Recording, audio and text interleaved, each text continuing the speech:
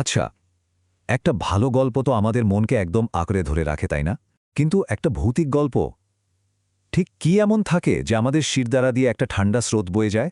আজ আমরা ঠিক এটাই খুঁজে দেখব প্রেতাত্মার প্রতিশোধ নামের এক হাড়হিম করা বাংলা ভৌতিক গল্পের গভীরে গিয়ে। দেখব এর ভয়াল সৌন্দর্যের পেছনের আসল রহস্যটা কি। গল্পের শুরুতেই কিন্তু এক্কেবারে আমাদের দিকে একটা প্রশ্ন ছুড়ে দেওয়া হচ্ছে। মাঝরাতে দরজায় কড়া নাড়ার শব্দ হলে দরজাটা কি খোলা উচিত? একটা সাধারণ প্রশ্ন, কিন্তু ভাবলেই কেমন গা ঝমঝম করে, তাই না? আর এই সাধারণ প্রশ্নটাই কিন্তু একের পর এক ভয়ঙ্কর ঘটনার দরজা খুলে দেবে। তো চলুন আর দেরি না করে গল্পের ভেতরে ঢোকা যাক। দেখুন, যে কোনো ভালো ভৌতিক গল্পের প্রথম এবং সবচেয়ে জরুরি কাজ হল পরিবেশ তৈরি করা, তাই না?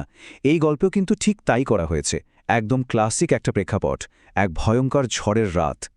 এই পর্বে আমরা দেখব লেখক কিভাবে এই পরিবেশটাকে ব্যবহার করে আমাদের প্রধান চরিত্রের সাথে পরিচয় করিয়ে দিচ্ছেন, আর কিভাবে আমাদের মনের মধ্যে ভয়ের প্রথম বীজটা পুঁতে দিচ্ছেন।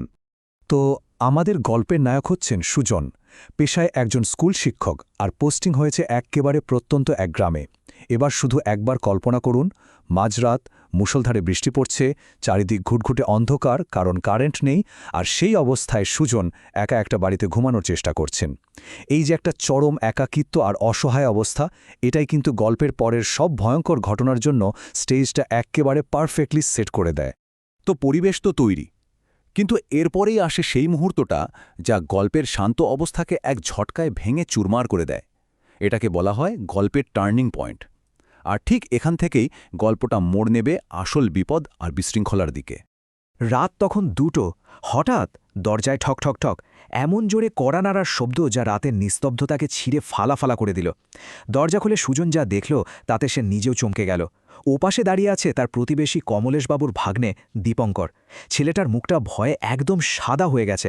বোঝাই যাচ্ছে সাংঘাতিক কিছু একটা ঘটে গেছে। এই টাইমলাইনটা দেখলে বোঝা যায় পরিস্থিতিটা কি অবিশ্বাস্য দ্রুততায় হাতের বাইরে চলে গেল। দেখুন, রাত 1টায় সুজন ঘুমোটে গেল, আর ভোরের আগেই ঘটে গেল এক অতিপ্রাকৃত প্রতিশোধ। মানে মাত্র কয়েক ঘন্টার ব্যবধানে একটা সাধারণ ঝড়ের রাত বদলে গেল এক মারাত্মক অলৌকিক সংঘাতে। ভাবা যায়? গল্পটা এখন কিন্তু শুধু একটা ভৌতিক গল্প থাকছে না, এটা ধীরে ধীরে একটা রহস্যের দিকে মোড় নিচ্ছে। কারণ আমাদের নায়ক সুজন একটা মৃতদেহ খুঁজে পায়, আর সেখান থেকেই জন্ম নেয় গল্পের প্রথম এবং সবচেয়ে বড় প্রশ্নটা। এখানে একটা ইন্টারেস্টিং ব্যাপার আছে। সুজন কিন্তু শিক্ষক হওয়ার আগে ডাক্তারি পড়েছে, তো সে শরীরটা পরীক্ষা করে মৃত্যুটা নিশ্চিত করল। কিন্তু তার মন বলছিল কিছু একটা ঠিক নেই, মানে মারাত্মক কোনো একটা গোলমাল আছে। এটা কোনোভাবেই একটা স্বাভাবিক মৃত্যু হতে পারে না। আর ঠিক এখানেই রহস্যটা ডানা বাঁধতে শুরু করে। কারণ সুজন যা দেখছে আর কমলেশবাবুর স্বাস্থ্য সম্পর্কে সে যা জানে, এই দুটোর মধ্যে আকাশ পাতাল তফাত। কোনোভাবেই মেলাতে পারছে না সে। আর এই পয়েন্টগুলোই দেখুন গল্পে সাসপেন্স তৈরি করছে। কমলেশবাবুর কোনো হার্টের সমস্যা ছিল না, ব্লাড প্রেশার বা ডায়াবেটিসের মতো কিছুই না। এমনকি সেদিন বিকেলেও তাকে একেবারে ফিট আর সুস্থ দেখা গেছে। তাহলে হঠাৎ করে এমন মৃত্যু? এই যে এতগুলো প্রশ্ন, এতগুলো অসঙ্গতি, এগুলোই সুজনের মনে সন্দেহের জন্ম দেয় যে না, এটা সাধারণ হার্ট অ্যাটাক বা স্ট্রোক হতেই পারে না, এর পেছনে অন্য কোনো গল্প আছে। এই খচখচানিটা সুজন মন থেকে কিছুতেই দূর করতে পারছিল না, আর তাই সে আবার ওই বাড়িতে ফিরে যেতে বাধ্য হল। মনে হচ্ছিল যেন কোনো একটা অশুভ শক্তি তাকে আবার ওখানে টেনে নিয়ে যাচ্ছে, কারণ ভয়ঙ্কর কিছু একটা তখনও ঘটা বাকি। আর এখান থেকেই আমরা গল্পের ক্লাইম্যাক্সের দিকে এগোচ্ছি, সেই চূড়ান্ত মুহূর্ত যেখানে এতক্ষণের রহস্যের পর্দাটা এক ঝটকায় ছিঁড়ে যাবে আর বেরিয়ে আসবে বিশুদ্ধ, জমাট বাঁধা অতি প্রাকৃত আতঙ্ক। সুজন ফিরে এসে যা দেখল, দীপঙ্কর ভয়ে একেবারে পাথর হয়ে গেছে, আর বিড়বিড় করে একটাই কথা বলছে, সুজনদা, মামা নড়ছে। স্বাভাবিকভাবেই সুজন প্রথমে ভাবল এটা শোকের ঘোরে বকছে, হ্যালুসিনেশন হচ্ছে। একদিকে যুক্তি আর অন্যদিকে চোখের সামনের ভয়, কোনটা সত্যি? কিন্তু পর মুহূর্তেই সে নিজের চোখে যা দেখল তাতে তার সমস্ত যুক্তি উড়ে গেল।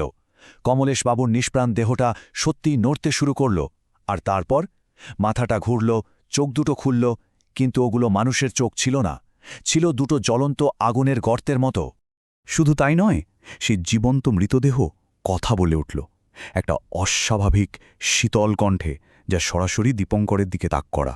আর তার সাথে সাথেই তার একটা হাত বরফের মতো ঠান্ডা ভঙ্গিতে ধীরে ধীরে এগোতে শুরু করল দীপঙ্করের দিকে। আর ঠিক তখনই গল্পের সবচেয়ে বড় সত্যিটার সামনে আসে। সেই প্রেতাত্মা নিজের মুখেই ফাঁস করে দেয় আসল ঘটনাটা। দীপঙ্করই তার কাকাকে খুন করেছে শুধুমাত্র সম্পত্তির লোভে। কি সাংঘাতিক দেখুন, প্রেতাত্মা এক এক করে সব বলে দেয়। কিভাবে দীপঙ্কর বালিশ চাপা দিয়ে শ্বাসরোধ করে তাকে খুন করেছে, কেন করেছে, মানে সম্পত্তির লোভ। কিন্তু সবচেয়ে বড় পরিহাসটা কি জানেন? সেই সম্পত্তি কমলেশবাবু ইতিমধ্যেই একটা অনাথ আশ্রমে দান করে দিয়েছিলেন। মানে দীপঙ্করের এই জঘন্য অপরাধটা ছিল সম্পূর্ণ অর্থহীন। এই সত্যিটা জানার পর দীপঙ্কর তখন প্রাণপণে ক্ষমার জন্য কাকুতি মিনতি করছে, কিন্তু আত্মাটা স্পষ্ট জানিয়ে দেয়, আমি প্রেত, আমার কাছে ক্ষমা বলে কিছু নেই। মানে সে এখন আর মানুষ নয়, কোনো দয়া মায়া বা করুণার ঊর্ধ্বে চলে গেছে। সে এখন শুধুই প্রতিশোধের প্রতিমূর্তি। আর সুজন, সে তো ভয় জমে গিয়ে এক পাও নড়তে পারছে না। তার চোখের সামনেই সেই প্রেতাত্মার নিজের ভয়ঙ্কর প্রতিশোধ নিল। দীপঙ্করের গলাটা চেপে ধরল আর তার নিথর দেহটা মেঝেতে লুটিয়ে পড়ল। নিজের খুনির জীবন সে নিজের হাতেই শেষ করে দিল। তো ক্লাইম্যাক্স তো হয়ে গেল। এমন একটা নৃশংস ঘটনার পর আর কি বাকি থাকতে পারে? চলুন এবার গল্পের শেষ পর্বে যাওয়া যাক। দেখা যাক সেই ভয়াল রাতের পরিণতি কি হল। প্রতিশোধ নেওয়ার পরেই সব যেন আগের মতো হয়ে গেল। যতটা হঠাৎ করে অলৌকিক ঘটনাটা শুরু হয়েছিল, ঠিক ততটাই হঠাৎ করে তা শেষও হয়ে গেল। কমলেশবাবুর শরীরটা আবার একটা সাধারণ মৃতদেহে পরিণত হল, আত্মাটা মিলিয়ে গেল। ঘরে পড়ে রইল শুধু দুটো লাশ। আর সুজন, সে কি করবে? এই অসম্ভব ঘটনার সেই একমাত্র সাক্ষী।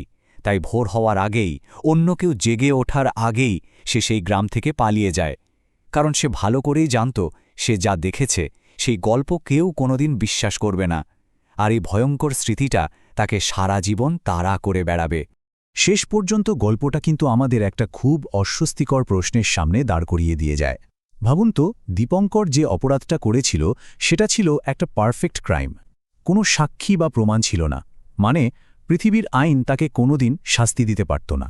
তাহলে প্রশ্নটা হলো, এই যে ভয়ঙ্কর অতিপ্রাকৃত প্রতিশোধ, এটাই কি তাহলে একমাত্র বিচার ছিল?